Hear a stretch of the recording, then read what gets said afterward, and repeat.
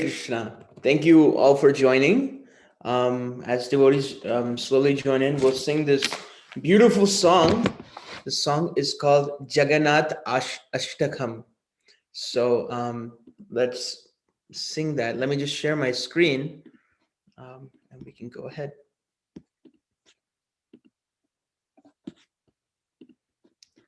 And I will present. So this is the Jagannath Ashtakam by Sripad Adi Sankaracharya. And the book name is Sanskrit. The book name is, it's not coming in a book in the language of Sanskrit.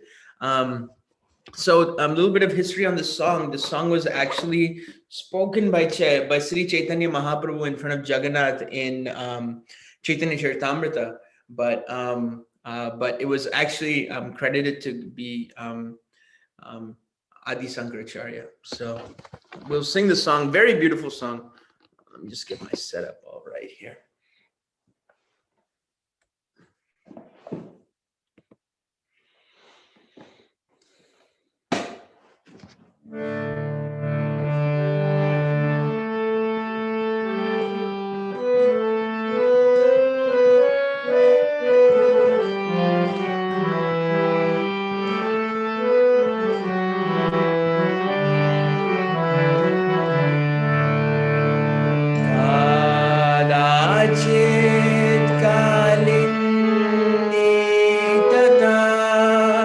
Vipina Sangita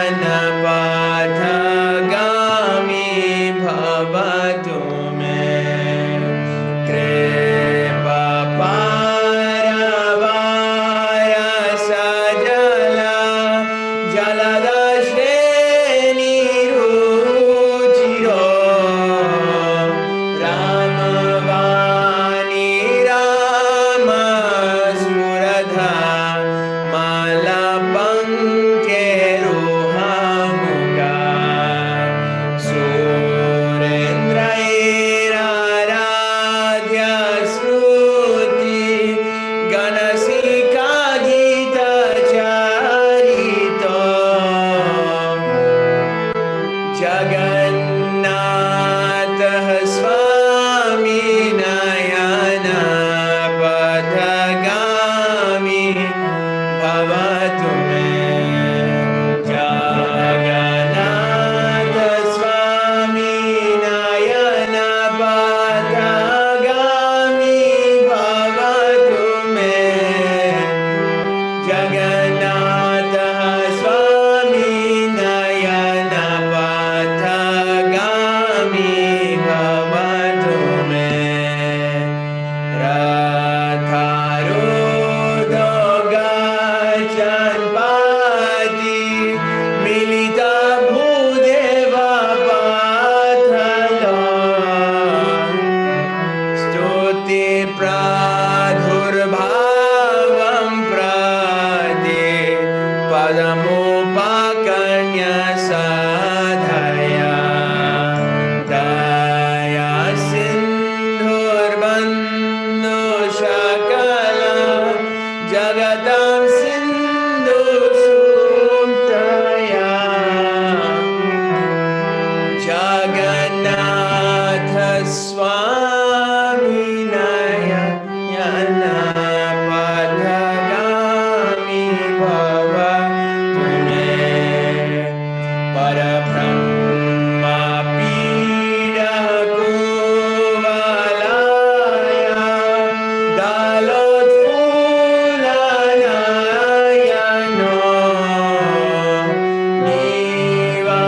Nivasini Ladro Nihida Charano Yanando Shirasi Rasanando Radha Sarasa Vopuralingana Sukho Jagannatha Swami Nayana Patagami bhavatu me. Navayache rajam nacha kanakamanikam vibhavam nayache aham ramyam sakala janakam yam varavanu sadakale kale pramatha patina gita charito Jagannatha Swami Nayana Patagami bhavatu me. Jagannatha Swami Nayana Patagami bhavatu me. Jagannatha Swami Nayana Patagami bhavatu me. Haratvam samsaram druta taramasaram surapate haratvam papanam vitatim aparam yadavapate ahodine nate nihita charano nishchitam nidham Jagannatha Swami Nayana Patagami bhavatu me. Jagannatha Swami Nayana Patagami bhavatu me. Jagannatha Swami Nayana Patagami bhavatu me. Jaya Jagannatha Jagannatha Baladeva Jaya Subhadra Jagannatha Baladeva Subhadra Jaya Sudarshan Chakra Hari Bol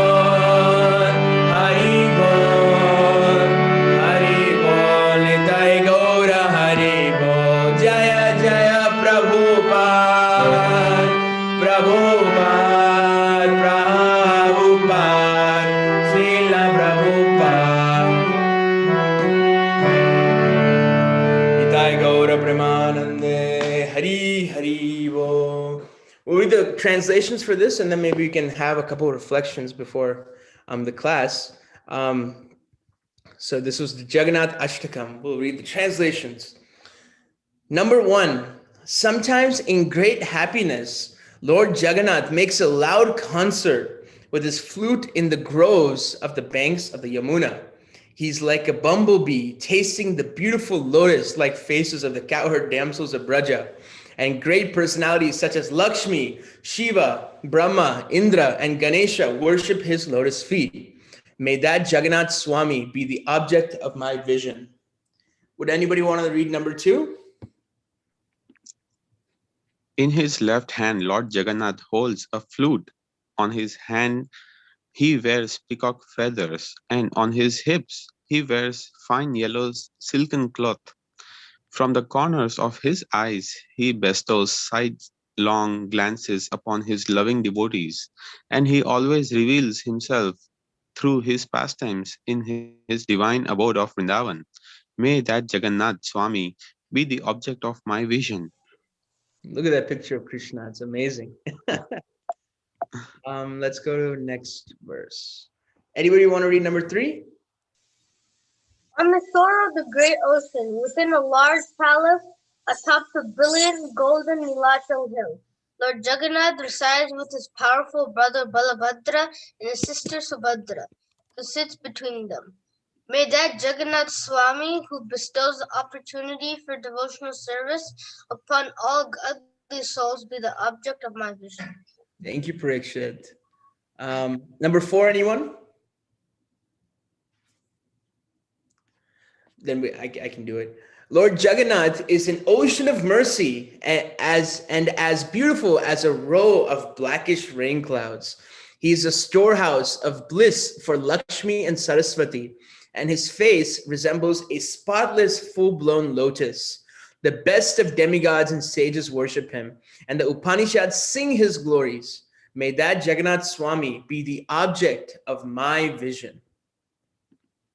Number 5. When Lord Jagannath moves along the road on his Rath Yatra cart, at every step large assemblies of brahmanas loudly chant prayers and sing songs for his pleasure. Hearing their hymns, Lord Jagannath becomes very favorably disposed toward them. He is the ocean of mercy and the true friend of all the worlds. May that Jagannath Swami, along with his consort Lakshmi, who was born from the ocean of nectar, be the object of my vision. Look at that crowd. That's how the Rath Yatra looks, No social distancing in that crowd. No chance of it either. Number 6, anybody? Yeah. Lord Jagannatha, whose eyes resemble full-blown lotus petals, is the ornament on Lord Brahma's head. He resides on Nilachal hill, with his lotus feet placed on the heads of Anantadev. Overwhelmed by the malice of love, he joyfully embraces Srimati Radharani's body. It is like a cool pond. May that Lord Jagannath Swami be the object of my vision. Jai. Number 7. Oh, okay. And then I can read. I do not pray for a kingdom, nor do I pray for gold, rubies, or wealth. I do not ask for a beautiful wife as desired by all men. I simply pray that Jagannath Swami, whose glories Lord Shiva always sings, may be the constant object of my vision. I chose this photo because it perfectly represents the devotee that's holding Lord Jagannath. If nobody knows the devotee, her name is Mother Hladini, and she gave up her, and there's a very glorious devotee, very glorious pastime. We can't get into that, but she was very dear to Lord Jagannath in New Vrindavan. So, number 8, anyone? Lord of the demigods, please quickly remove this useless material existence I'm undergoing. O Lord of the Yadus, please destroy this vast, shoreless ocean of sins. Alas, this is certain Lord Jagannath bestows his lotus feet upon those who feel themselves fallen and we have no shelter in this world but him. May that Jagannath Swami be the object of my vision. Hare Krishna. That's the end of the song. Does anybody have any thoughts, reflections, comments about the song?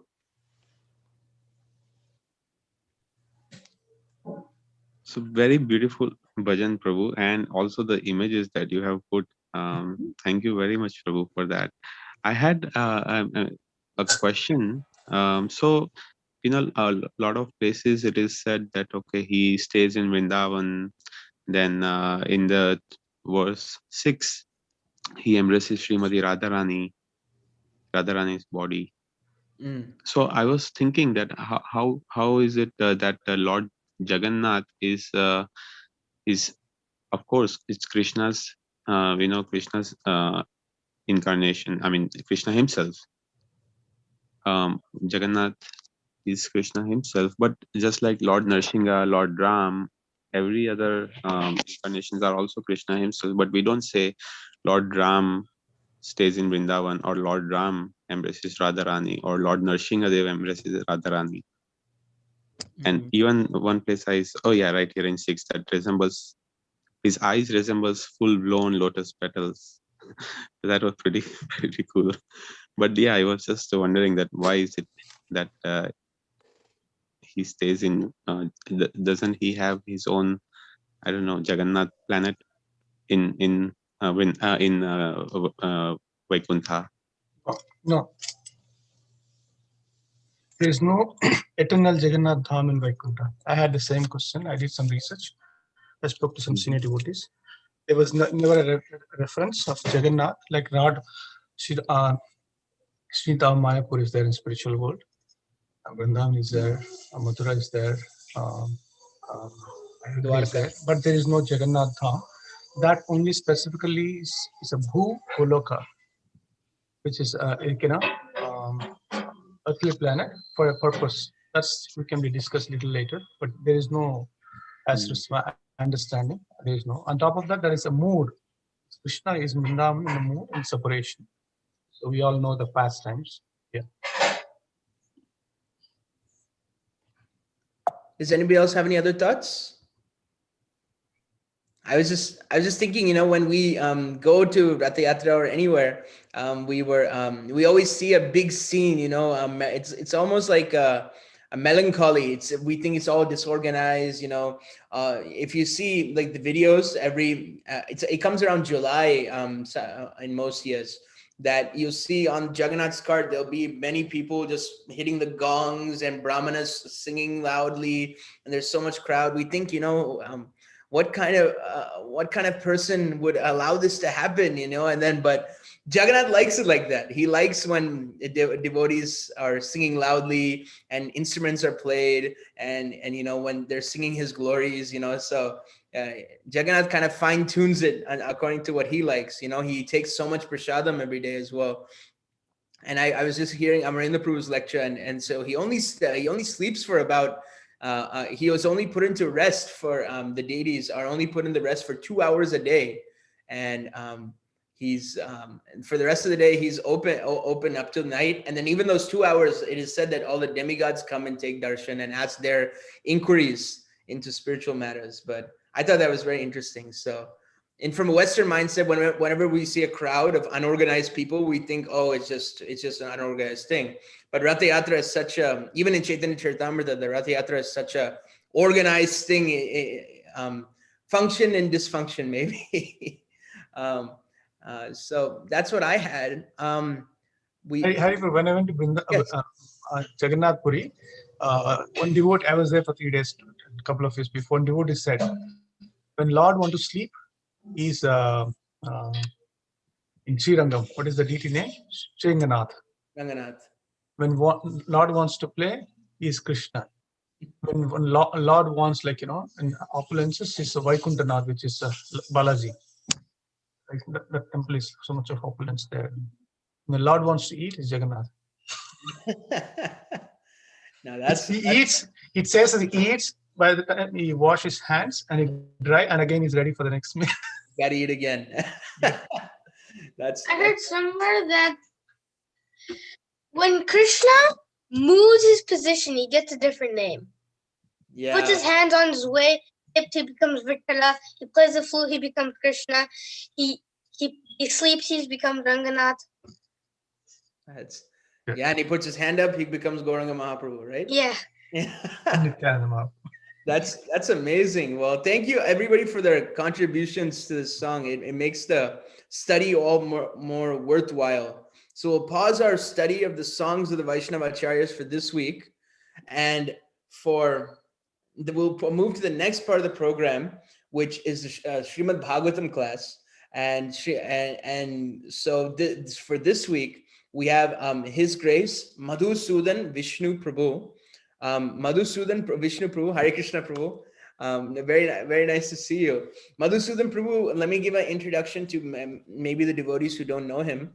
Madhusudan Vishnu Prabhu was exposed to Krishna consciousness in the year 2007, and he received spiritual initiation, Diksha, from His Holiness Gopal Krishna Goswami, who is a direct disciple of His Divine Grace, A.C. Bhaktivedanta Swami Prabhupada. And then he joined as a full-time brahmachari in 2015, and he's presently serving as the Shastric teacher in Vrindavan Institute for Higher Education and IBMV, ISKCON Bhagavad Mahavidyalaya. His main focuses are youth education and academic head of the Temple Community School. So how I came across Prabhu is that I saw Dandavad's post that if anybody wants to join the 108 Bhagavad Gita Shlokas class, you can join that. So I joined it, and then I kept hearing his on his YouTube page how he broke down the shlokas very nicely, and how he explained each word so thoroughly, and his classes are absolutely excellent. So he's a teacher by nature. So we're very happy to have Madhusudan Vishnu Prabhu in our Columbus congregation to come speak for us. So now it's 8:08. So Prabhu will speak for about 45 minutes to 1 hour. And then there will be a short question and answer session, Prabhu. Very nice to see you, Prabhu. You can take it over from here. Hare Krishna. Hare Krishna. Thank you so much, Hari Prabhu, for the kind invitation and introduction. Honestly speaking, I feel very honored and fortunate that I'm getting this opportunity to associate with all the devotees of Columbus Yatra in the United States. And we hope that our association will be uplifting for both you and me, and to be pleasing to the Supreme God. So let's begin the session today. Om Namo Bhagavate Vasudevaya. Om Namo Bhagavate Vasudevaya. Om Namo Bhagavate Vasudevaya.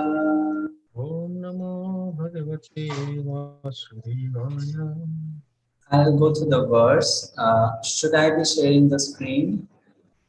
Yeah. Sure, Prabhu. Yeah, you should have facility to do that. Yes. Okay. So I think you are able to look at the screen now, the window, the verse. Let me zoom it a bit so that it's more clear. So is it visible? Nice and well. Thank you so much. So we have been asked to speak on verses 1.6.20 to 25. So I'll first chant the verse 20. I'll read the translation and the purport, and then we'll begin our discussion. Right? So the verse is like this.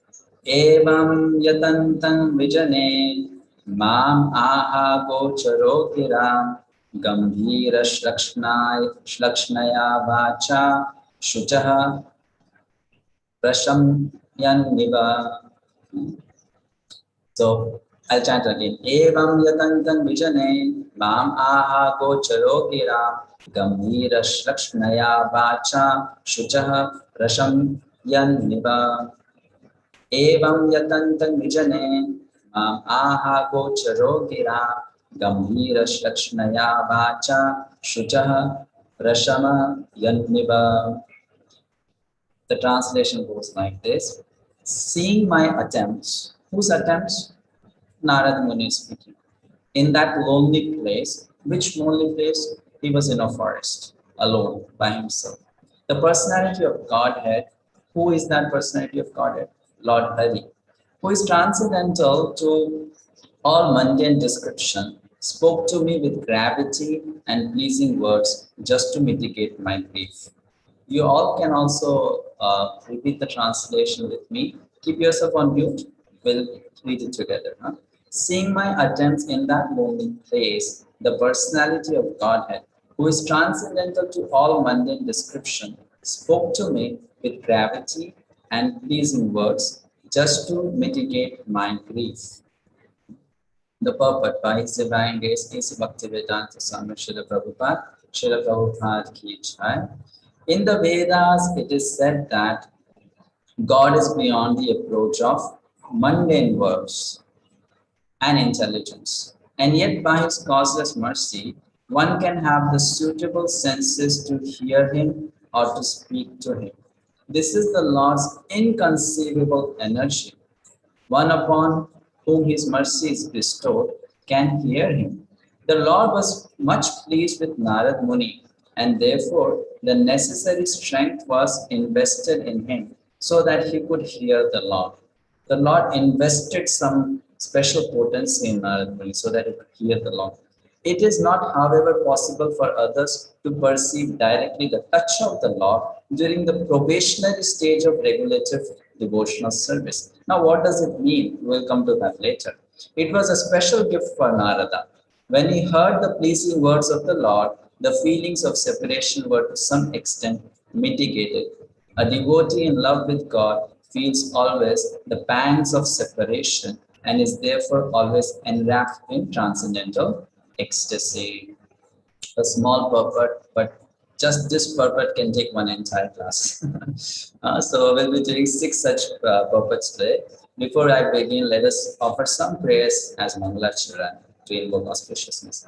Om Jnanatimirandasya Jnananjana Chakshurunmilitam Yena Tasmai Shri Gurave Namaha Shri Chaitanya Manobhishtam Sthapitam Yena Bhutale Swayam Rupaha Kadamanya Dadati Swapadantikam Vandeham Shri Guru Shri Yutapadakamalam Shri Gurun Vaishnavamscha Shri Rupam Sagrajatam Sahagana Raghunathanvitantam Sajivam Sadvaitam Savadutam Parijana Sahitam Krishna Chaitanya Devam Shri Radha Krishna Padam Sahagana Dalita Shri Vishakhanvitamscha Nama Om Vishnu Padaya Krishna Prishtaya Bhutane Srimate Bhakti Vedanta Swami Iti Namini Namaste Saraswate Devi Gauravani Pracharini Nirvishesha Shunyavadi Pashatya Deshatarine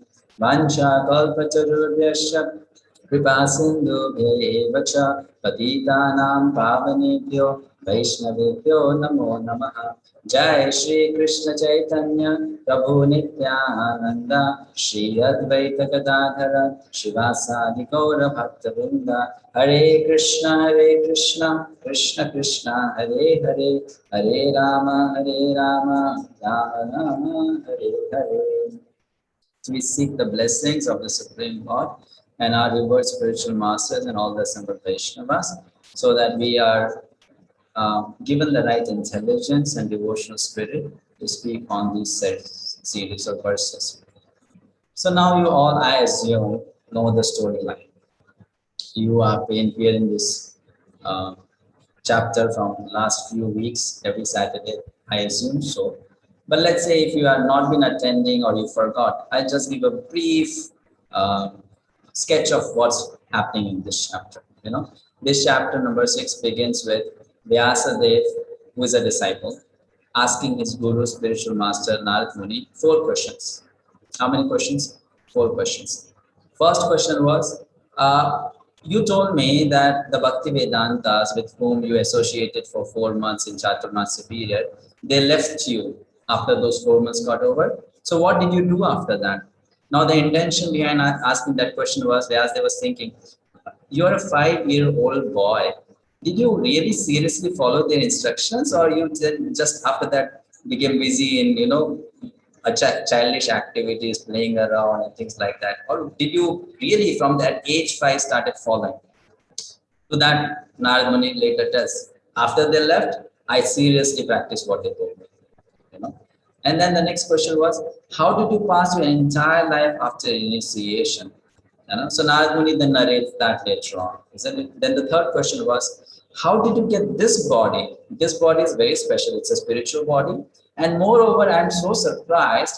In the past life, you had the body of the son of a maid servant.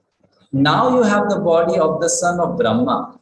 That's quite a big promotion, you know, from the son of maid servant to son of Lord Brahma. So how did you get that kind of promotion? And the fourth question was, time destroys everything. Time destroys our memory also. So how do you remember your past life? And this event did not happen 10,000 years ago. This happened in the last day of Brahma, which is like long time back, millions and millions of years ago. How do you remember? So these are four questions.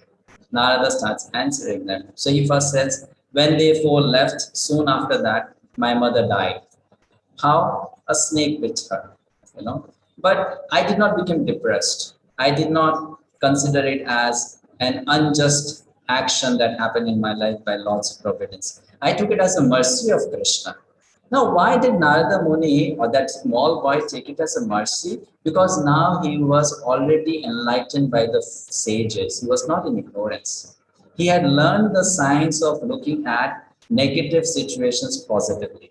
He had learned the science of looking at challenges as opportunities. You know, so though that was quite a tragedy, the only person he knew so well, so closely, mother, she died. And this is 5-year-old boy. But he doesn't go into depression.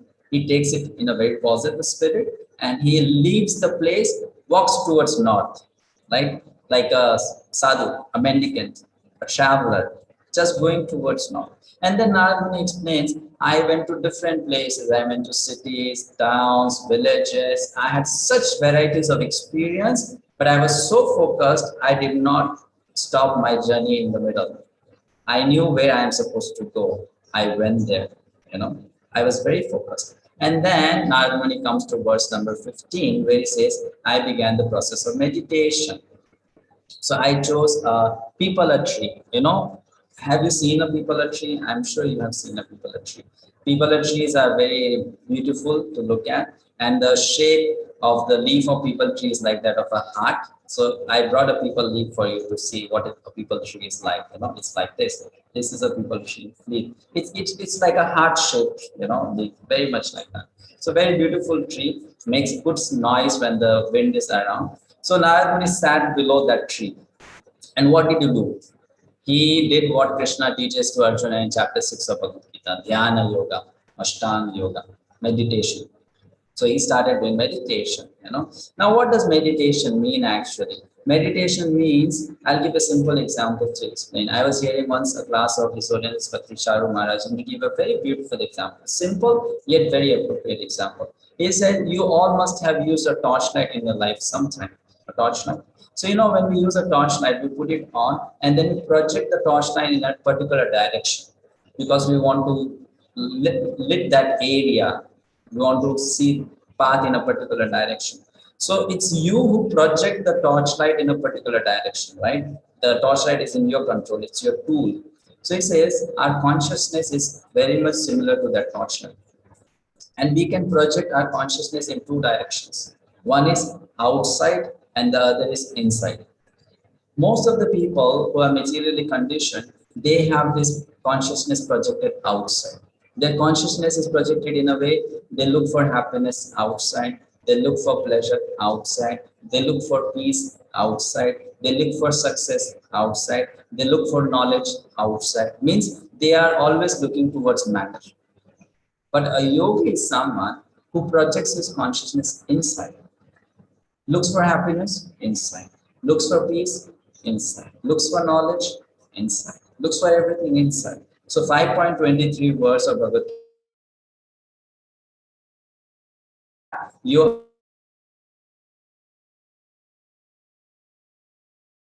Within. So Narad Muni started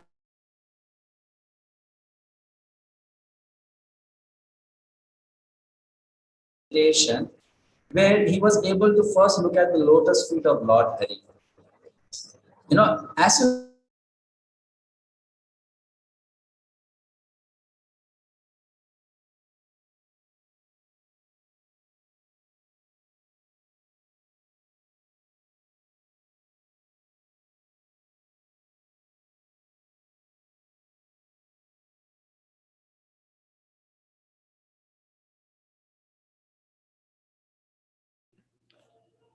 Hare Krishna, is it cutting out for anybody?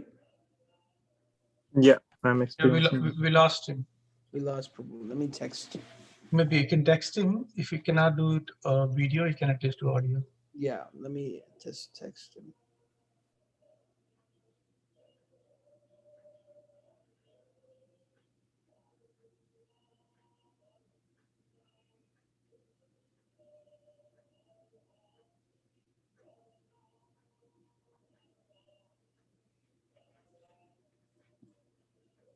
There he is.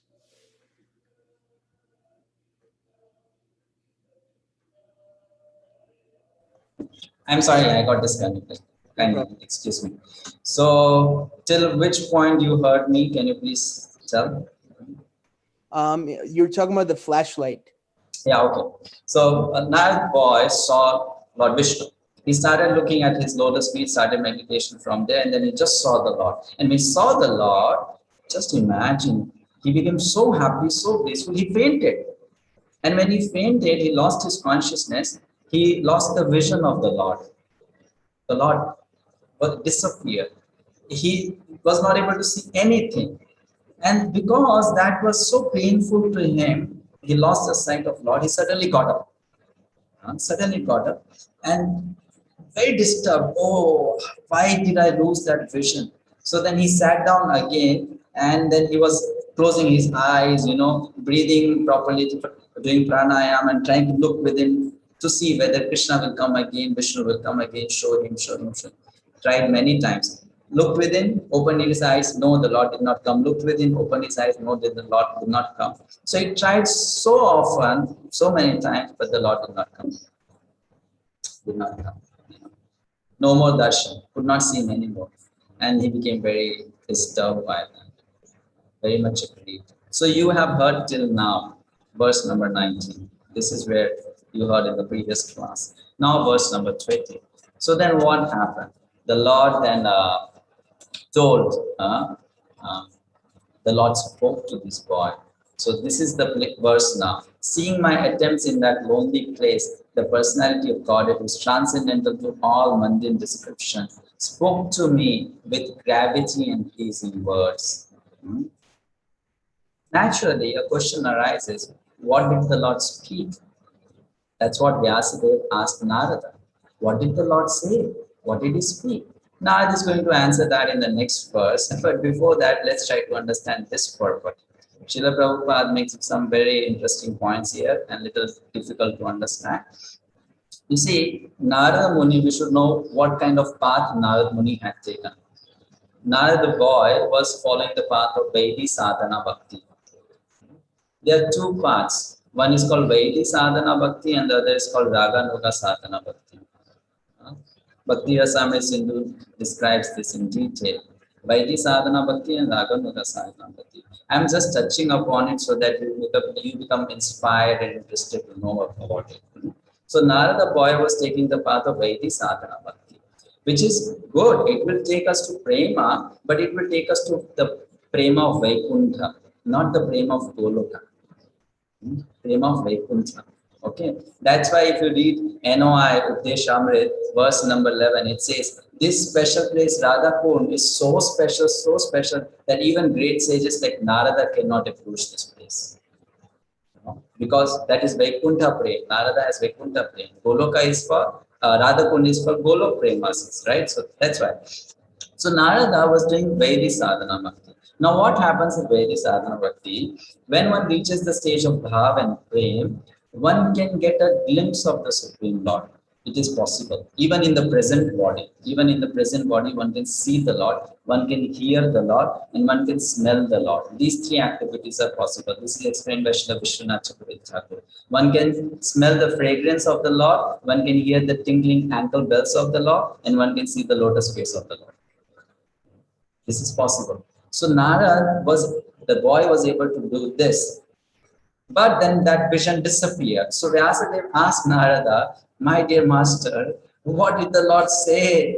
Please tell me. So Narada says, the Lord said in the next verse, Antasmin janmani bhava namam drashtumihahati avipakva kashayanam durdarsho aham yoginam Antasmin. Anta means actually it is like exclamation, surprise. Antasmin. Oh Narada, Janmani Bhavan, in this life, in this duration of life, Ma Drashtum, you will not see me anymore. No more darshan in this life. This is the first and the last time you saw me. You don't deserve, Arhati means you don't deserve it. So now question arises, why don't I deserve, why I can't see you anymore, my dear Lord? Am I not proper in yoga practice? Do I not do yoga properly? Am I faulty in my practice of yoga? So the Lord says, no. I'm not telling you that, boy Narad. I'm not telling you that, because if you were faulty in the practice of yoga, then avipakva kashayanam durdarshaham tu yoginam. Those who are poor yogis, those who are faulty at the practice of yoga, I never come in front of them. I came in front of you, that means you're a good yogi. You're not a faulty yogi. You're a good yogi. You know how to do yoga. So I don't come in front of those who have immaturity of heart, whose heart is full of material dirt. But you are free from those things, my dear boy. Don't think like that. So that's how it is explained very nicely by Vishnu Chakravarti Thakur. The translation is, oh Narada, I regret that during this lifetime you will not be able to see me anymore. Those who are incomplete in service and who are not completely free from all material taints can hardly see me. But the boy Narada saw Lord Vishnu once. That means he was not a true yogi. He was not having material dirt in his heart. So then naturally a question arises, then why I can't see you anymore? Why not again? Why not again? So in the purport, Srila Prabhupada explains this verse in a different context. He is not explaining it keeping the boy Narada in the context. So if you read the purport, you may think this is being spoken about that boy Narada. No. Srila Prabhupada is speaking for a different kind of yogi. Which yogi? Who is still having material desires in the heart. So that yogi likes to live in the forest. He's attached to Sattva Guna. It's very good to be attached to goodness, but that is not complete success, right? Goodness is good, but it's not that good. We have to rise above goodness. So Prabhupada says it's better than going to the forest, go to the temple, live in the temple, serve the deity in the temple. That is transcendental, and living alone in the forest, better is you go around and preach Krishna consciousness. So he explains like that for a different context. So now the question arises, why cannot see you again, my dear Lord? What was my mistake? I want to see you. So then the Lord explains in the next verse, 2.22. Sakritya darshitam rupam etat kama ete nadha. I showed you my form once, right? Why? Mat kama shanakahi sadhu sarvan munchati hikshayan, so that your hankering for me will increase. Your desire to see me more will increase. In order to inspire you, in order to give you a taste for my form, I wanted to just show you it once. Once, that's all. Now, a very important question arises here, which will come when you read this translation. What does the translation say? Oh, virtuous one, you have only once seen my person, and this is just to increase your desire for me. Because the more you hanker for me, the more you will be freed from all material. Now I have a question. Please think about it. If that boy had material desires, how could he see God? First question. Second, are there material desires at the level of prema? But he's already at that stage of prema. Verse number 17 is the reference for that. If you look at verse number 17, it says that he's at prema. Prema ati bharaha nirbhinna. He has reached prema. So now how can there be material desire at the level of prema? And if someone has material desire, how can that person see God? But that boy saw God, Krishna. But Krishna is telling here, if you hanker for me more and more, you will become free from material desires. What does this mean? It's puzzling, isn't it? Confusing. Can anyone try to answer this question. Let us hear from you. What do you think?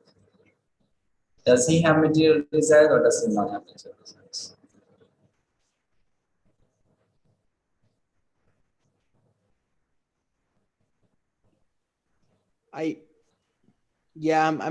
This is a very complex question. I would think that so he's on the 17 establishes he's in prema, and then so this establishes that he has material desires, but they're kind of like conflicting truths. Yeah, they're conflicting. Yeah. So how do we understand it then? Yeah. Please, other devotees, use your intelligence. Help us. How to understand? He's at prema, he has seen God, and then God is telling him, you still have material desires, and I want you to become free from material desires. That's why I want you to increase your hankering for me. How to understand this? Hare Yeah. Krishna. Go ahead. Okay. So I'll try, Prabhuji, but not sure. So, when Krishna appeared, or actually disappeared, and then, Narad Muni was asking, why I'm not seeing you again. And he was emphasizing, on his yogic practices, if they were perfect or imperfect. Does it mean that, he was still, trying to perfect himself in like only yogic practices to see the God or associate?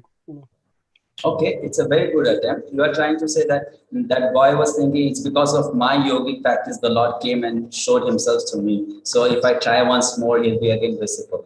That's what you're trying to say? Yes, Right? Prabhu. Yeah.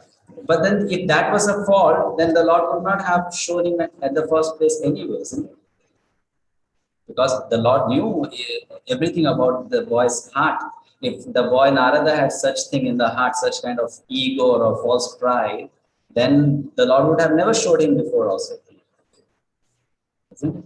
Now, you see, this is why when we come across such conflicting situations, we have to take shelter of the acharyas. They can only guide us. With our limited intelligence, we cannot understand. We don't have access to the real thing, real message that's been given here.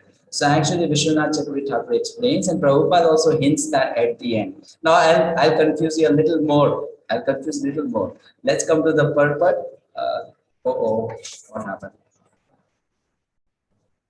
I'm sorry. I think I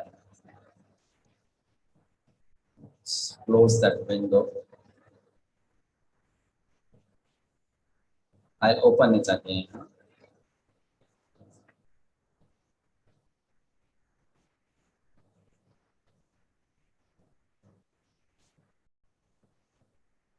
So anyway, look at the purport. Go to the last line in the purport. I'll just open it for you all. Go to the purport and the last line of the purport.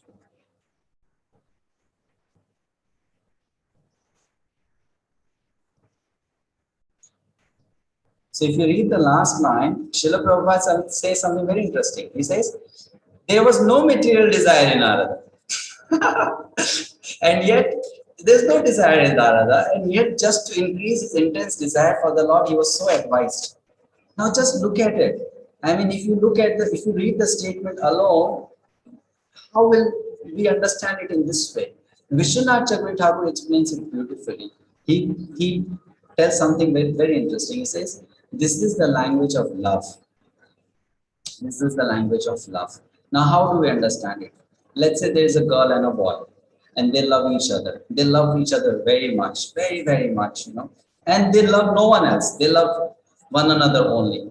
So the girl, one day, she meets the boy, and she tells the boy, her lover, you don't love me. I think there is someone else in your life, and you love that girl more than me. Now, she doesn't really mean that, and she knows that boy does not love anyone else, but just to tease that boy, and in order to increase that boy's attachment for her, she will use such words. You don't love me, you love some other girl more than me. And the boy will say, no, no, no, I promise, it's you only I love, it's you only I love, it's you only love. That's called the language of love. It is not always true. The statements are not always true. It is spoken like that. So Vishwanath Chakravarti Thakur says here, Krishna is telling Narada, boy, you have material desire, but he doesn't mean that. He doesn't mean that. He says that so that Narada doesn't think, that boy Narada doesn't think, I already have achieved love of Krishna. That thought does not come. That desire, that hankering will remain intact. Oh, I still don't love Krishna. I still am not pure at heart. I need to purify myself more. I need to learn to love more. So in order to increase that intensity of the desire, Krishna used this particular statement. That you have material desires in your heart. But actually this was to inspire Narada that you should hanker for me more, for more, you increase your longing for me.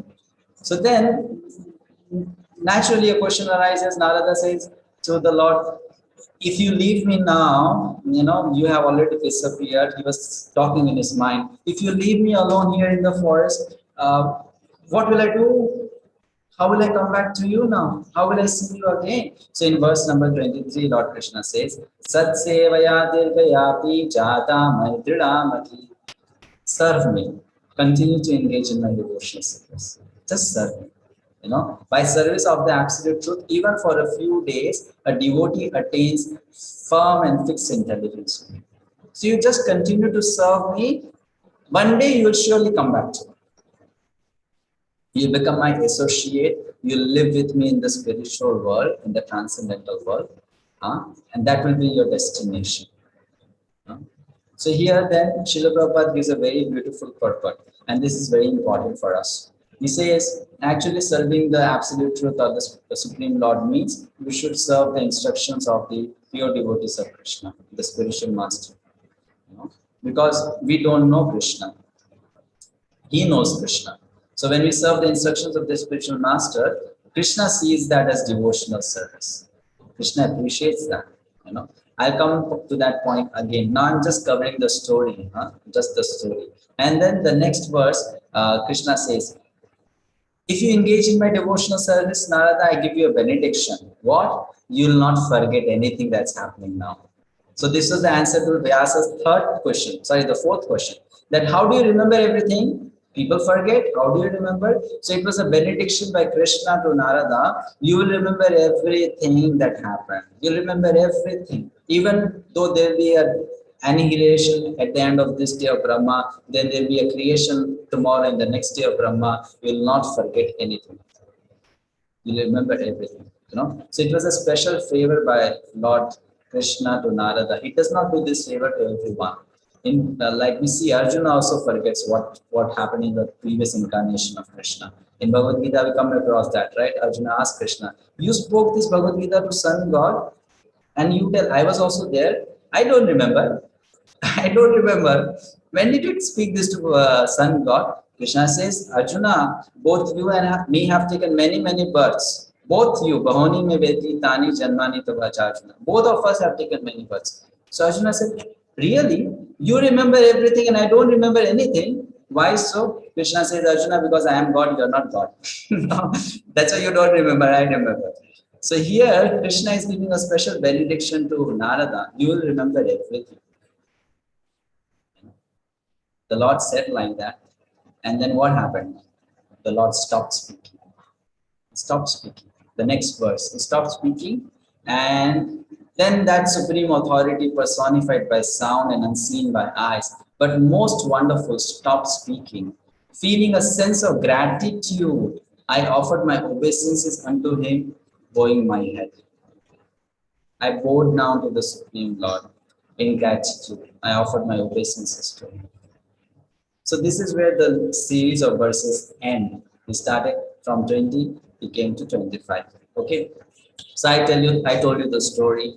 I told you the internal dialogue which is going on between Narada, Vyasa, Narada, the Supreme Lord. So Narada saw the Lord disappeared, Narada was sad, the Lord came again, but this time in the form of sound. He said, you cannot see me anymore. You have material desires in the heart. Increase your longing for me, but surely one day you'll come back to me and you'll remember everything. And then the voice also disappeared, right? And then Narada bowed down in gratitude. Narad was grateful. Why was he grateful? What made him feel grateful? Why? Why do you think he's grateful? Can anyone explain? Why is he grateful? He was doing yoga to see Krishna, isn't it?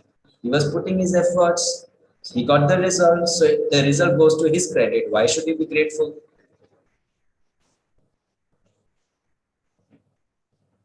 Why is he grateful? Because Lord appears by his own desire. He cannot be forced to appear by any process. Thank you so much, Abhishek. Lord came by his own causeless mercy. Okay, what else? Why you think he's grateful? Why that gratitude has come in his heart, and for whom that gratitude has come? Please, dear devotees, exercise your intelligence, little bit devotional intelligence. Hare Krishna, Prabhuji. Yes, brother. The one thing I can think of is that, Krishna did tell him that, you wouldn't be seeing him in this birth, but, seems like he did assure him that after this birth, he would be with Krishna. Very beautiful point. So he's grateful for the promise that Krishna made him. Yes. Right? Okay, very nice. What else? Why do you think he's grateful?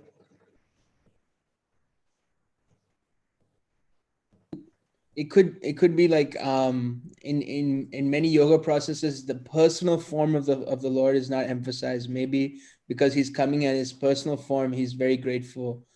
Similar to Dhruva Maharaj, he was wanting a kingdom of. He says like I was hoping for glass, but I got a diamond. So he was hoping for maybe some something impersonal, and then maybe he got the personal darshan of Krishna. Very good. Actually, I'll tell why is he grateful. I'll tell one point and we'll take more points from you, then I'll tell the second point. Actually, what did Krishna tell him? You still have material desires, right? And what did Krishna tell? If someone has material desires, that person cannot see me. So instead of using his logic, which we would do actually, that Krishna, you told me if someone has material desires, that person cannot see you. But I saw you. That means I don't have material desires. Instead of using that logic, that boy was thinking, oh, though I have material desires, you're so kind upon me that still you came and still you showed yourself to me. Though I don't deserve, I have my heart which is impure yet, it's not purified, I still have material desires, but you're so merciful to me that you came and showed yourself to me. Oh, Krishna, this is causeless mercy. That's why he was grateful. He felt that I don't deserve it. I don't deserve it.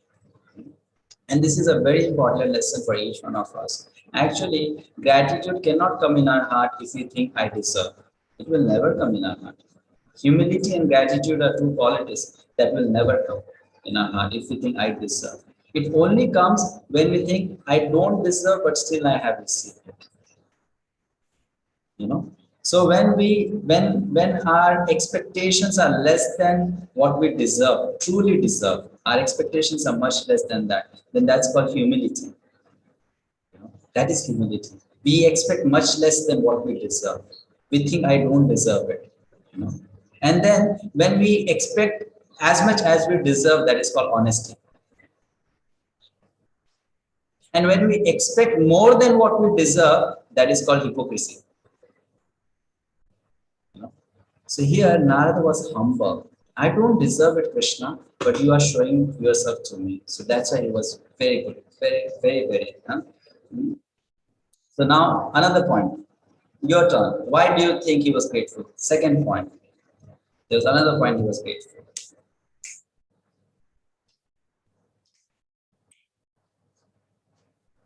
He was feeling that sense of gratitude.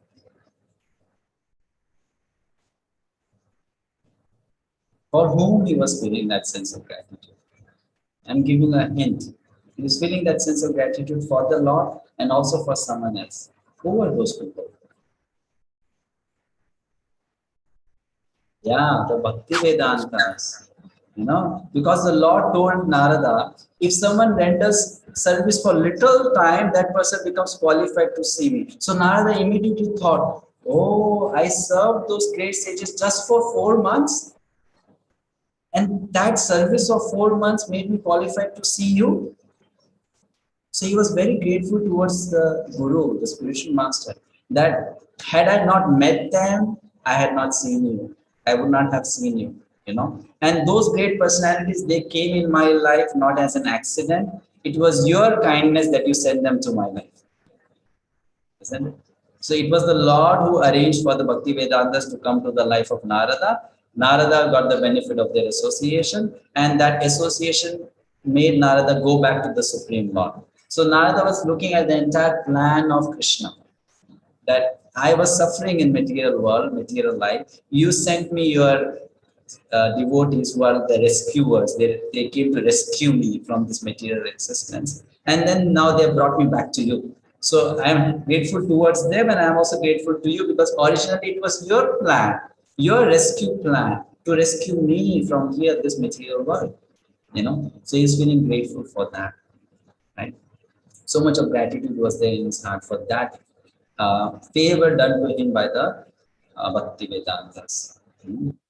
So some more lessons here which are very much important for us to receive is Srila Prabhupada mentions that little opportunity we have got in this human form of life to associate with the pure devotees of Krishna and to serve them, we should not miss that opportunity. Because that little association also can make us qualified to see Krishna one day. Sometimes it so happens, we take the association for granted. I have a long life, my Guru also has a long life. And we can see each other very regularly. So I don't have to be so much, worried about losing his association. Isn't it? He will always be there for me. At least I know for next 30 years, he's going to be there with me. But Srila Prabhupada says, we never know when will that association be taken away. We never know. Like for that boy Narada, 4 months, finished. They left. They just left, And if in those 4 months that boy Narada had not taken their association seriously, what next? So Prabhupada says, the association which we get from great personalities may be very, very small and limited. And as soon as we get it, we should take maximum advantage of it, maximum benefit of it. Because that association may disappear soon. And we see the history, actually, it happens like that. Even Prabhupada disciples, many of them, they never met Srila Prabhupada. They just received a letter from him. They just heard his lectures, maybe saw him only once. Some of them never even spoke to him, just saw him from a distance, right? Correct? But because they took that association very seriously, it changed their life so much. So sometimes we have to be very cautious about the opportunities when they come in life. We may be thinking, someday I'll meet a pure devotee, but we never know. Perhaps we have already met a pure devotee, but not taken the association seriously.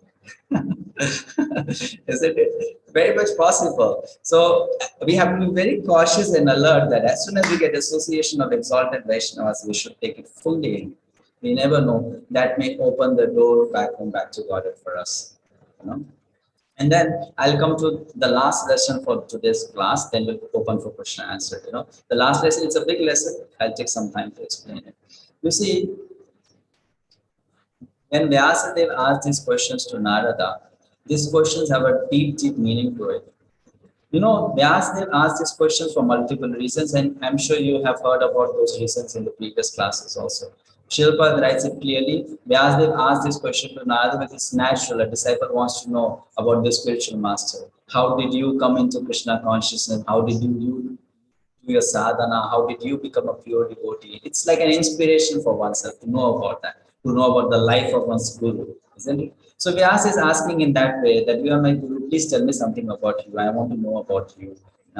But behind this question, there is a deep, deep thought. What is that? What happened with you will also happen with me. The way they left you alone, you are also going to leave me. And that's what is going to happen with each one of us who is a disciple. One day will come when we'll be physically separated from our spiritual master, from our guru, from our guide, from our best friend. It will happen. It will happen one day. And you know why it will happen? Not just because it's because of time. It happens as an arrangement of the Supreme Lord and the arrangement of the spiritual master. What is that arrangement?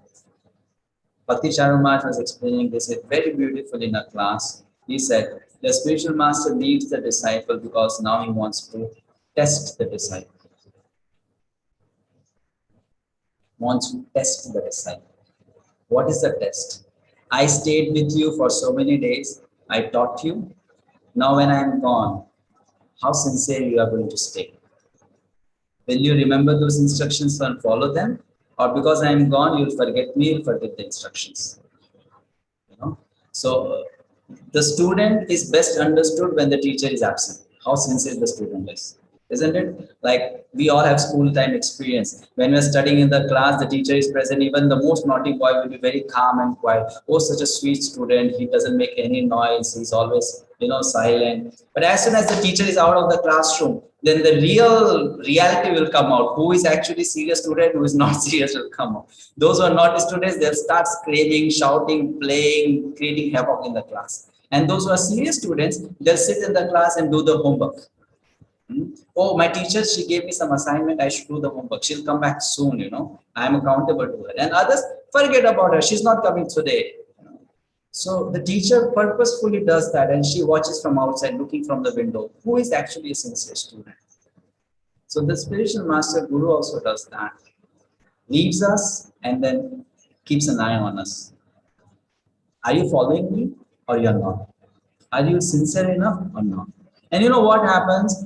Though it may appear he has left us, for those who are sincere, then the spiritual master starts guiding that person from within. Now he was guiding from outside. Now the spiritual master starts guiding from within. Tesham satatayuktanam bhajatam priti purvakam dadami buddhi yogam tam yena mam upayanti te. Then the instruction begins from within. Then there is heart-to-heart connection. And it is not a strange concept. We all are aware of this concept. When Srila Prabhupada, this pastime, Srila Prabhupada went to Mayapur. The disciples had taken the land to build Mayapur Chandrodaya Mandir. How many of you have been to Mayapur? I'm sure most of you must have been to Mayapur. So when you go to Chandrodaya Mandir, on the way comes Yoga Peeth, right? On the way comes the mutt which was established by Srila Bhaktisiddhanta Saraswati. On the way comes the Samadhi of Srila Bhaktisiddhanta Saraswati, right? Isn't it? On the way. So when Prabhupada was driving by that property and going towards Mayapur, some of his god brothers, they criticized Prabhupada. They said, look at him. Now he's making his own temple, so he does not even have time to get down at the temple of his Guru Maharaj and offer obeisances to his Guru Maharaj. Look at him. He's so proud and arrogant. Because he's making his own temple, he doesn't think, at least first I should get down here, offer pranams to my Gurudev, and then go to my property. So when Prabhupada heard that thing, that his god brothers are talking like this, Prabhupada said, don't they see that my Guru Maharaj Bhaktisiddhanta Saraswati Thakur is always sitting next to me? He's not away from me. So when I was riding in that car going to our temple, he was sitting in that car. Don't they see? He's always with me. I'm never away from him. He's guiding me. We are not separated. So this begins in the life of the disciple. This begins. That the disciple then learns the art of serving the Guru in separation. And this is something very, very confidential, very deep actually. So Narad Muni was questioned by Vyasadeva not just for some external reasons. Actually, he was also thinking of himself. You came now to help me, but maybe in future you will not always come like this when I have doubts. So how will I connect with you? So that connection happens internally, not externally. It happens within the heart. Right? Chakshudan Vilojay Janme Janme Prabhu Se Divyajnana Hridaya Prakashita. The knowledge is revealed within the heart of the sincere disciple. So this section of Bhagavatam is very deep actually, very, very deep. It has many, many deep lessons. One was this, that we will also be someday in our life, spiritual life, physically we become separated from the Guru, and then we'll have to work on our internal connection. And if that internal connection is not strong, then such a devotee will become what? Such a devotee will feel lonely, will feel left alone, right? Helpless. So that's why it's very important. Till the time we have, we should best utilize it and make our relationship with the spiritual master very strong, so that once the spiritual master is gone, we can also be internally connected and he can continue to guide us, and we can experience at the end the association of the Supreme Lord. I'll stop here. I ended few minutes before. Let's take some question answer. It's already 6:30 in India, so as such I ended on time, my time. Okay. So any questions or any comments? It's my first time interacting with you all, so it will be nice if you can give some feedback as if whether I was making sense, I was understandable, so that it helps me also to improve my seva. Thank you so much. Thank you so much, Madhusudana Vishnu Prabhu, for that wonderful, thought-provoking lecture. We really learned a lot, and we would like to open it up for question and answer or comments. If you'd like to unmute yourself at this time, you may do so. Hare Krishna. Hare Krishna.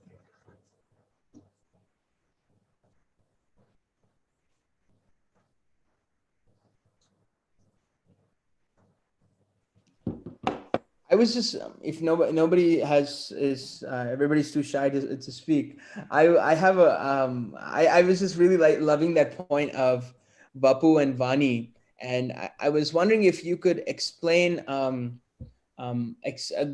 deeper onto that point of how to always remember that the spiritual master is always present, that always present before us, because we see, many devotees, it's natural, when we think of material relationships, if Ramesh Prabhu is here, I treat like Ramesh Prabhu is here, but if he's not here, he's not here. But with the spiritual master, it's not like that, because he's eternally present in the heart of the disciple. How do we make that relationship more manifest in our daily lives and not forget that he is eternally present? Thank you so much, Prabhu. It's a very nice question, actually. This happens, or this understanding can come in many ways. One thing is that we develop this understanding based on the instructions we get from the scriptures. It is scriptural knowledge which makes us understand it. The spiritual master is present always. Maybe not visible to me, but it's there. Second thing, also that understanding becomes more strengthened by our experience. What is that experience? I am sharing certain things which are very, very actually confidential, in the sense these things are not much discussed even in our society, But I'll tell you certain things. Like, for example, I hope you have heard the name of Srila Bhakti Swami Maharaj. Bhakti Maharaj has many wonderful books in which he shares his own personal realizations. So he speaks, he would every day write a letter to Srila Prabhupada. Every day write a letter to Srila Prabhupada. When the day gets over, today I did this for you, Srila Prabhupada. Today I spoke to this devotee. I did this seva. Perhaps I did this mistake today. Can you correct me if I'm wrong? Please tell me what I should do tomorrow. And because he treated Srila Prabhupada in that very personal way, he would get replies from Prabhupada in the form of dreams, in the form of instructions coming from his god brothers and god sisters, and then he would take those experiences as his faith uplifting experiences. Oh yes, this is how it works. My spiritual master is not dead and gone. He's alive. He's just unmanifest, physically in front of me. He's not there. But he interacts with me. He listens to my prayers. When I ask for help, he sends help. He answers my questions. So we have to begin ourselves approaching the relationship in that way. Then it will manifest to us like that. We have to take the step first. So in order to strengthen that relationship, what we should do is we should speak to the spiritual master, speak to his photograph, write a letter to him. They will respond. They will respond. Last year when Srila Bhakti Maharaj left, we know it was a big shock, and for the entire society, so many devotees loved him. Thousands of devotees loved him. So I was listening to one class. One Maharaj was giving the class, and a disciple of Bhakti Charan Maharaj asked Maharaj, Maharaj, now how will I communicate with my Gurudev? Maharaj said, do you have a photograph, Bhakti Charan Maharaj? That disciple said, yes. Go in front of the photograph and pray to the photograph. And that, just wait and watch. The prayer will be answered. So we should do this. We have to do this. We must do this. If you don't do this, that realization will not come. We have to first start treating the spiritual master in this way. Not just the material form we see that this is my spiritual master. No, it's much more than that, much more beyond that. You know? So we should try to do that, then slowly our experiences of it will increase, then our realization will increase. And then this will become a realized knowledge, not just theoretical understanding. So I think I would like to speak that much regarding this. I prefer to give a practical answer than just a philosophical explanation. And it was very well received. Thank you so much, Prabhu. It was it was kind of exact. We also felt when Bhakti Charan Maharaj, when he left, you know, it was such a void. But then, but when we heard some disciples of Tamal Krishna Goswami, I was just hearing one in Dallas, and he was saying, you know, he was just initiated for only 6 months in 2003 when that accident happened. And then so he was so bereft. And then Tamal Krishna Maharaj came in his dream and he said, I am teaching you how to act on this relationship, because this relationship is eternal. You know, this is the deep relationship. So your faith that I gave you for those 6 months or how many days I saw, you should act the rest of your life with this Bapu and Vani. That's the whole point. So yes, Prabhu. Thank you so much for that. Alec Prabhu has raised his hand. Alec Prabhu, yes. Go ahead. Yes, Prabhu. Thank you so much, Madhusudana Vishnu Prabhu. It was an excellent class, and I really loved how you connected different verses and made us all think and answer the questions, the complex questions that you were putting through. So thank you for making us do that. That was a great practice. So Prabhuji, I had a question. I really liked that point where you said about being grateful and how Narad Muni thought of that, not just grateful to the Lord, but also to the Vedantis, those sages. So and in your last answer also, you said that you'd like to give practical answers. So my question is that, we have so many things to be grateful for. We have so many people to be grateful for. And sometimes, and not just devotees, but even senior devotees and acharyas, they do unbelievable things for us. But sometimes because of our fault in our vision and our thinking, our contamination, we think that they made some mistakes, and then we stop seeing them the way we should be seeing them, right? So how do we, can you please give some advice, practical advice on how can we bring our consciousness to that level where we, even though our internal mind is telling that, oh, this is so bad, how can he do that, even though he's a sannyasi or a great acharya, but how can he do that and still continue to feel grateful towards them? Thank you for the question, Prabhu. Very nice question, actually. Now, this problem may arise due to many reasons. It may be due to over familiarity with a particular person, or it may be because of me hearing about something about someone which is not so nice to hear, or seeing someone do something which is not so appropriate as per our opinion.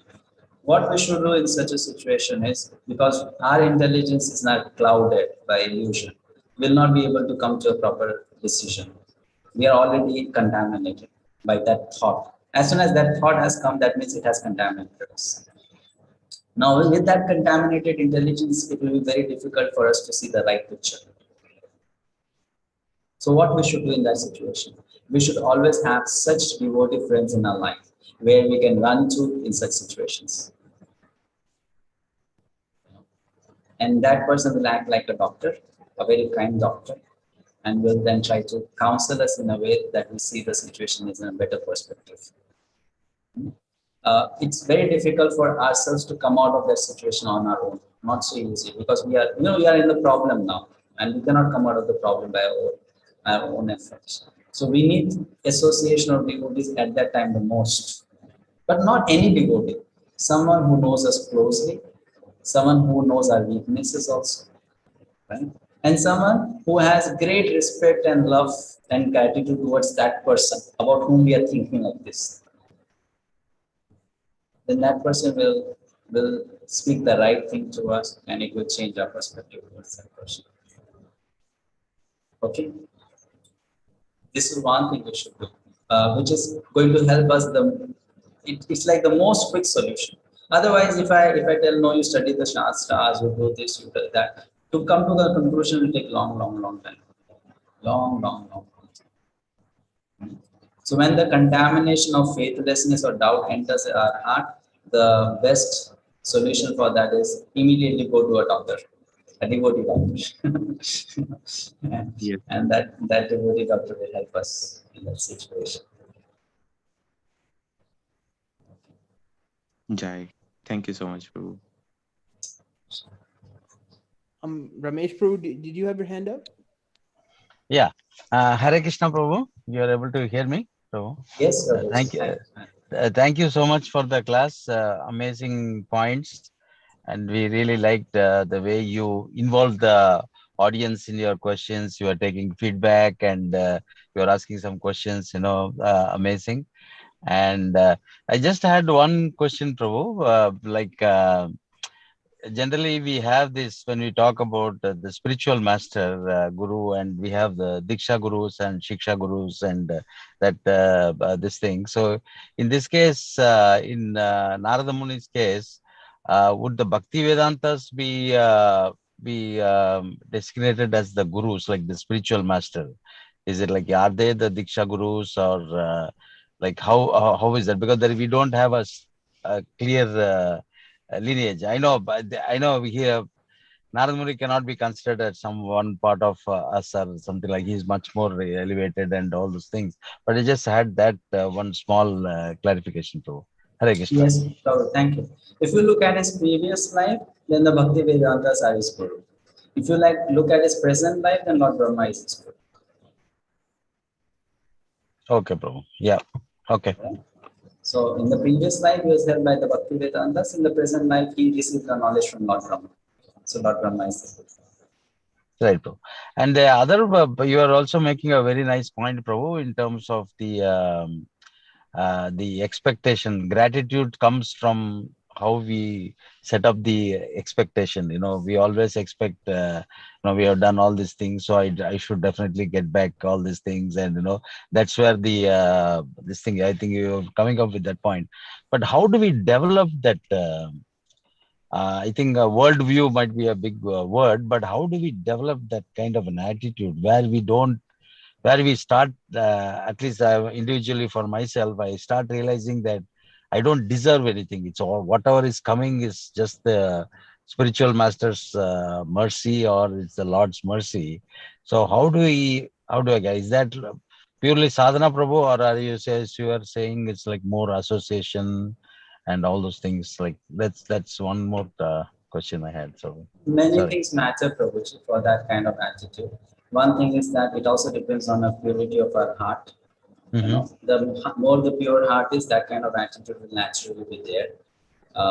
In Bhagavad Gita, Lord Krishna explains about doership mentality.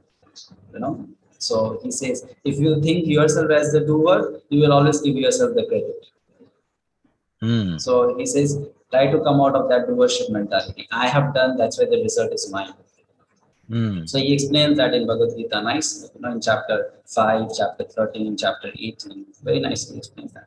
So now, first thing is that analytically trying to understand it. Second thing is that we should hear such classes of devotees who make us realize, to speak like that, that there are some devotees like that, who always emphasize gratitude so much, humility so much. One name that always comes to my mind when I speak of these words is so name is Radhanath Maharaj. Not even one lecture goes with it where he doesn't mention these words. So we should hear such classes also quite often to cultivate that mood, that yes, I should think like that. We should do that. Thank So you as so much, we Prabhuji. become purified, naturally that attitude will develop. Okay. And the last thing is Krishna will also teach us. Krishna will Hmm. make us go through experiences which will humble us, and then we'll develop that attitude. Right. Thank you so much. Thank you so much, bro. Hare Krishna. Thank you so much. Thank you for the question. So I think it's done. We are done with the questions. Is it so? Hare Krishna, does anybody have any last final thoughts, comments? Thank you very much, Prabhu. Thank you. Thank you. If not, we will pause our study for the Bhagavatam today. We will start again next week. But we really humbly like to thank His Grace Madhusudana Vishnu Prabhu for taking time out of his day to come and speak to us. In the middle of India's going through so much, he still made time for us over Zoom. We hope you're all safe in the temple in Mira. Yeah. And I serve in Milaro Temple. We are very safe.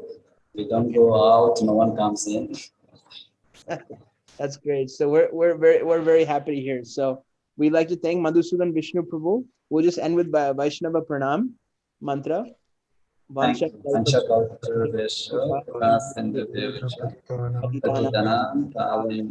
Vaishnavebhyo namo namaha. If everybody can unmute and give 3 big Haribols to Madhusudan Vishnu Prabhu. Haribo. Haribol. Haribol. Haribol. Thank you Madhusudan so much. Prabhu ki. Yeah. Prabhupada ki jai. Thank you so much for this opportunity. Just one last concluding statement. Whatever wrong I might have spoken because of my immaturity, please forgive that. And whatever good I might have spoken, take it as the blessings and mercy of our spiritual masters. Thank you so much. And if anybody would like to get in contact with Madhusudan Vishnu Prabhu through his Bhagavad Gita Shloka course, please get in contact with me. I will send you the Shloka course, and it's a very nice videos. I can send you the videos as well. Oh yes, can I make an announcement? Yeah, yes. You can always stay in touch. I keep on doing many free courses online. Like recently we are doing Gita Amrit course 1 chapter a day. So the way I explained today's series of verses in a story format, I try to explain the entire Gita in story format. So if you like, you can always enroll for those courses. They are totally free and you can take benefit of them. They are on my YouTube channel. You can go there, subscribe that and take the benefit. Okay. Thank you so much. I will send everything through the ISKCON Columbus group chat, so you guys can all benefit. Yes, I will send everything on that group chat, so everybody will be all ready. So thank you so much, devotees. Hare Krishna. Thank you.